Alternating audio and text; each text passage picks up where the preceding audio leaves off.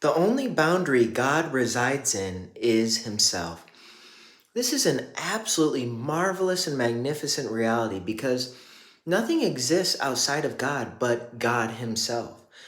And before God created everything, right? Because we know that certain things are bound by dimensions, by realms, by space, by time, by matter, all these different aspects. But before all of that was created, it was just God.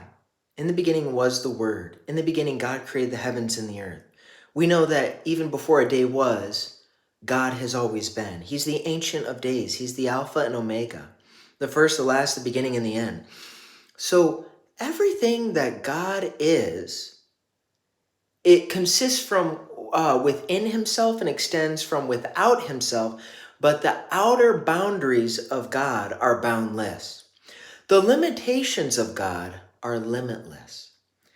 And God is not secluded to anything. He is not bound by anything. He cannot be suppressed in any way. God alone exists outside of all things, and to even look upon his creation. This doesn't just mean, this is what the psalmist means by that God must look down, he must humble himself to look upon his creation. This doesn't just mean God needs to humble himself to look on us. It doesn't mean that God needs to humble himself to just look upon our earth or our galaxy or the universe or even heaven. God must humble himself to look on anything and everything that is to come about for him that he has already made, because the future is already for him, but the future is not yet for us. We know this from Ecclesiastes 3:15.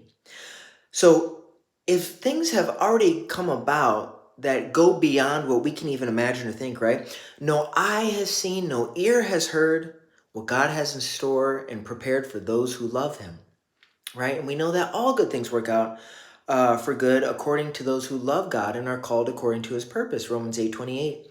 When we understand these certain aspects, we will begin to take a step back and say, my goodness, God is only truly bound by himself.